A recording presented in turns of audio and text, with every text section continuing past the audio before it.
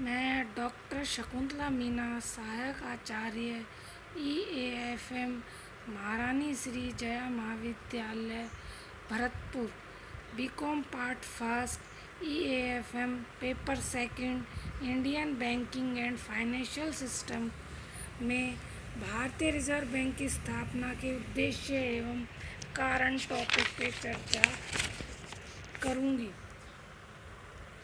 Reserve bank देश का केंद्रीय बैंक है। इसकी स्थापना अप्रैल 1935 में हुई। इसे हम RBI के नाम से भी जानते हैं।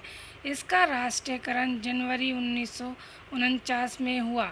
इसकी स्थापना के समय इसकी पूंजी 5 करोड़ रुपए थी, जो 100 रुपए के 5 लाख अंशों में विभाजित थी। राष्ट्रीयकरण के समय सरकार ने प्रत्येक अंशधारी को 100 रुपए के अंश के बदले 118 रुपये 10 आने का मुआवजा देने का निर्णय लिया। इसमें से 18 रुपये 10 आने नगद व 100 रुपये के बदले 3% वाले सरकारी बॉन्ड दिए गए। रिजर्व बैंक के वर्तमान में गवर्नर शशिकांत दास हैं।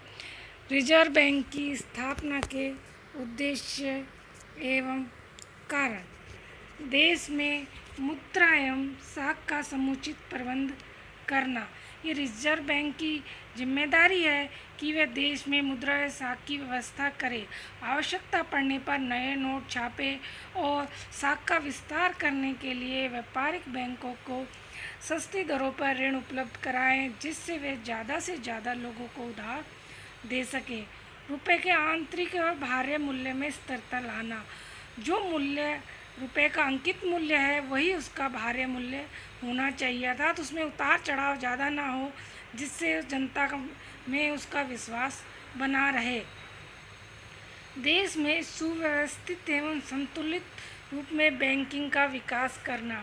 ये रिजर्व बैंक का कार्य है कि वे बैंकों की स्थापना करते समय, शाखाओं का विस्तार करते समय, लाइसेंस देते समय ये ध्यान रखें कि शाखा किसी विशेष स्थान पर ही एक हो जाए, जिससे किसी क्षेत्र विशेष का तो ज़रूरत से ज़्यादा विकास हो जाए और कोई क्षेत्र विकसित रह जाए। इसीलिए RBI को शाखा खोलते समय इस चीज़ का ध्यान रहना चाहिए कि देश का संतुलित विकास हो। नेक्स्ट है संगठित मुद्रा बाजार का विकास करना, जिससे लोगों को अल्पकालीन पूंजी आसानी से मिल सके और वो अपने लेन देन कर सकें। जब पूंजी आसानी से मिल जाएंगी तो लोग बाग साहूकार के चंगुल में नहीं फंसेंगे और वो मकड़ जाल में नहीं फंस पाएंगे। नेक्स्ट है कृषि साख की समुचित व्यवस्था। कृषि साख की व्यवस्था के लिए RBI ने नाबार्ड बैंक की स्थापना की। नाबार्ड बैंक के द्वारा किसानों को कृषि के लिए ऋण उपलब्ध कराया जाता है। ये ऋण सस्ती ब्याज दर पर उपलब्ध करवाया जाता है, जिससे किसान फसल आने पर इसको आसानी से चुका सके। वर्तमान में KCC बहुत प्रचलन में है, जिसे किसान क्रेडिट कार्ड कहते हैं।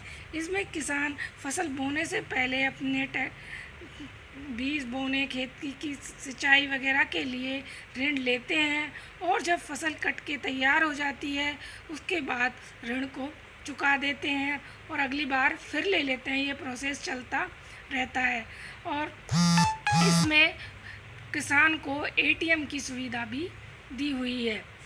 नेक्स्ट है सार्वजनिक ऋणों की व्यवस्था करना। सार्वजनिक ऋण वो होते हैं जो RBI द्वारा राज्य सरकार व केंद्रीय सरकार लेती हैं और राज्य सरकार, केंद्रीय सरकार देश के विकास के लिए अपनी परियोजनाओं को पूरा करने के लिए ऋण लेती हैं। RBI की ये जिम्मेदारी बनती है कि जब भी केंद्र सरकार व राज्य सरकारों को ऋण की आवश्यकता हो, उनको यथासंभव और उचित समय पर ऋण उपलब्ध करवाएं, जिससे देश के विकास अच्छी तरह से हो सके। अंतर्राष्ट्रीय मौद्रिक सहयोग स्थापित करना। जब भी कोई भी व्यापारी या देश विदेशों से व्यापार करते हैं तो उन्हें विदेशी करेंसी की आवश्यकता होती है।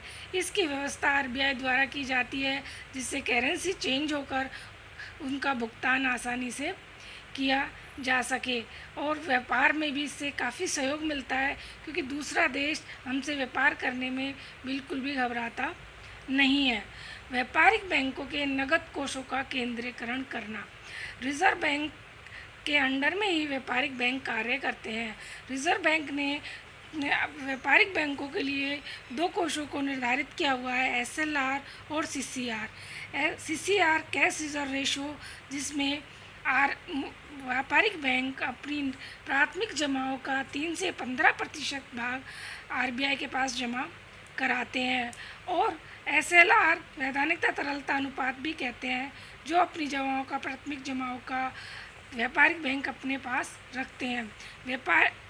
RBI बैंक व्यापारिक बैंकों के CCR का केंद्रीकरण करके उनको एकत्रित करके कोषों का आवश्यकता पड़ने पर व्यापारिक बैंकों की मदद करते हैं। इसलिए RBI को व्यापारिक बैंकों का अंतिम ऋणदाता भी कहा जाता है, और व्यापारिक बैंक की देश की मौद्रिक नीति में महत्वपूर्ण भूमिका निभाता है, और मौद्रिक नीति का निर्धारण RBI द्वारा किया जाता है, जिससे देश प्रगति कर सके या आर्थिक विकास कर सके।